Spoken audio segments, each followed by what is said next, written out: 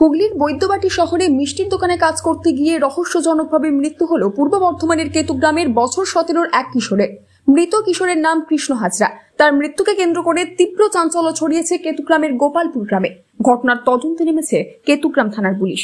সূত্রের খবর, কৃষ্ণ গত 1 বছর ধরে গ্রামের এক যুবকের সঙ্গে বৈদ্যবাটির এক মিষ্টির দোকানে কাজ করত। পরিবারের অভিযোগ, এতদিনে মাত্র একবারই ছুটি পেয়েছিল সে। হঠাৎ সোমবার রাতে কৃষ্ণের মৃত্যু হয় বলে জানায় দোকান কর্তৃপক্ষ। পরদিন মঙ্গলবার দুপুরে একটি অ্যাম্বুলেন্সে করে মৃতদেহ পাঠিয়ে দেওয়া হয় তার বাড়িতে। মৃতদেহ গ্রামে পৌঁছাতেই শুরু হয় উত্তেজনা। পরিবারের সদস্যরা অ্যাম্বুলেন্স ও মৃতদেহ আটকে রাখেন এবং পুলিশে খবর দেন। পুলিশ এসে মৃতদেহ উদ্ধার করে কাটোয়া মহকুমা হাসপাতালে ময়নাতদন্তের জন্য পাঠায়। পরিবারের অভিযোগ, মৃতদেহে একাধিক সন্দেহজনক চিহ্ন রয়েছে। কৃষ্ণের 2 পায়ের আঙুলে চেহারা চিহ্ন রয়েছে, বাঁ পায়ে ফোলা ভাব এবং গলায় দাগ রয়েছে বলে পরিবারের দাবি। আমাদের বক্তব্য যে ছেলেটা যে শরীর খারাপ হলো তো গার্জেনকে খবর দিল না, আর যে মারা গেল তো ওদের পোস্টমর্টম না করেই ওকে পাঠিয়েছে। এটাই আমাদের বক্তব্য। ছেলেটা কিছু মারা গেল সেটা পোস্টমর্টম করে কি মনে হচ্ছে সেটা পোস্টমর্টম না করলে কিছু বোঝা যাবে না। আপনারা কি চাইছেন? মনে হচ্ছে স্বাভাবিক মৃত্যু নয়। কি দেখে মনে হচ্ছে? মুখ দিয়ে রক্ত বেরোচ্ছে, তারপর হাত পা ভাঙা রয়েছে, সাদা হয়ে যাচ্ছে। তারপরে সন্দেহ আমাদের এটাই যে পোস্টমর্টম না করেই ও পাঠিয়ে দিল কোনো কিছু করাই। এটাই হচ্ছে কথা।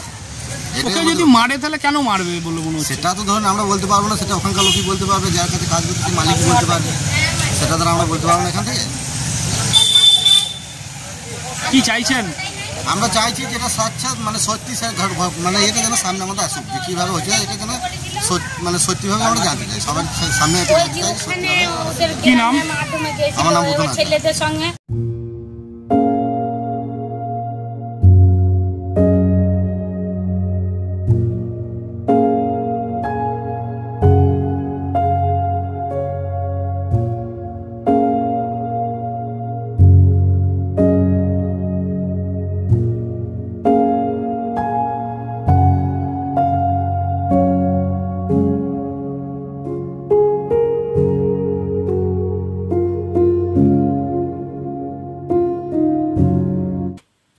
মৃতের দাদা জানান, ভাইয়ের শরীরে যেভাবে আঘাতের চিহ্ন রয়েছে তাতে আমাদের সন্দেহ হচ্ছে ওকে মেরে ফেলা হয়েছে।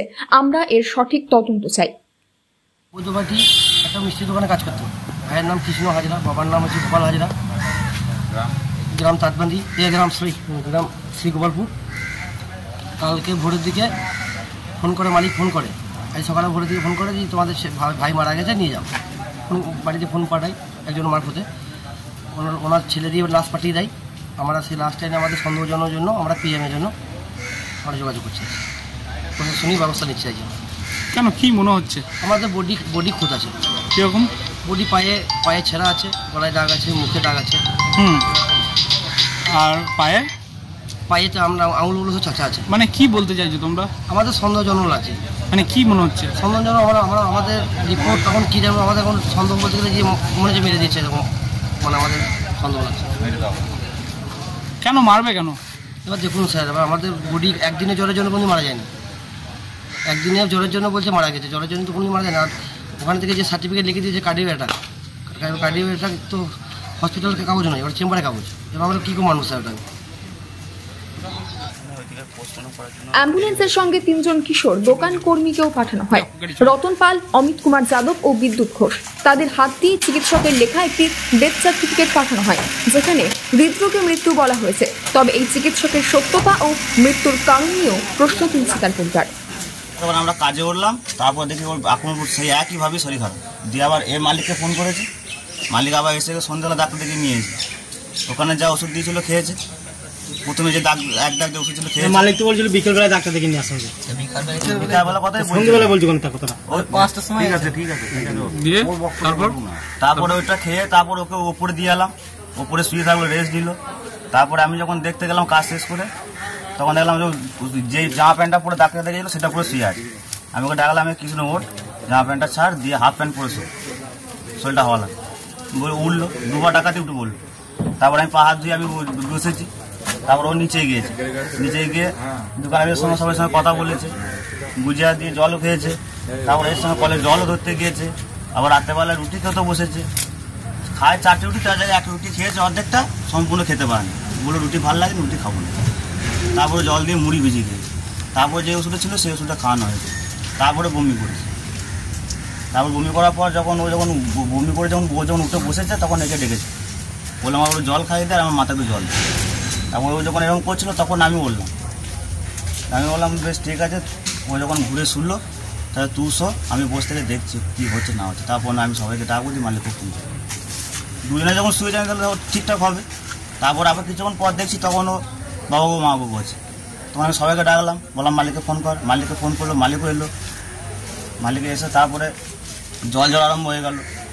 সেই সময় কোনো গাড়ি দাঁড় করতে পারিনি, শেষকালে মালিককে বললাম যে মোটর সাইকেলই নিয়ে যায়। মালিক ছিল, ও ছিল আর একটা কারিগর ছিল। একটা গাড়িতে 4 জনে গিয়েছে। দিয়ে তারপর মাঝ রাস্তাতে ডেট হয়ে গেছে। কিন্তু পায়ের দাগগুলো কিভাবে হলো? পায়ের দাগগুলো ওরা বলছে আসার সময় বাইকে ছেঁচড়ে গেছে। বাইকে কিভাবে ছেঁচড়ায় সেটা তো আমি জানি না। তোর কি নাম? আমার নাম রতন। গ্রামে ঘটনার খবর ছড়িয়ে পড়তে স্থানীয়দের মধ্যে ক্ষোভ ছড়িয়ে পড়ে। অনেকে দাবি করেছেন এটি নিছক স্বাভাবিক মৃত্যু নয়। গ্রামের মানুষের মতে বাইরে কাজ করতে যাওয়া অনেক ছেলেই এমন ভাবে শোষিত হয়, কিন্তু এমন অমানবিক পরিণতি মেনে নেওয়া যায় না। ঘটনার তদন্ত শুরু করেছে কেতুগ্রাম থানার পুলিশ জানিয়েছে ময়নাতদন্তের রিপোর্ট এলে পরবর্তী পদক্ষেপ নেওয়া হবে। সমস্ত দিক খতিয়ে দেখা হচ্ছে বলে জানিয়েছে পুলিশ।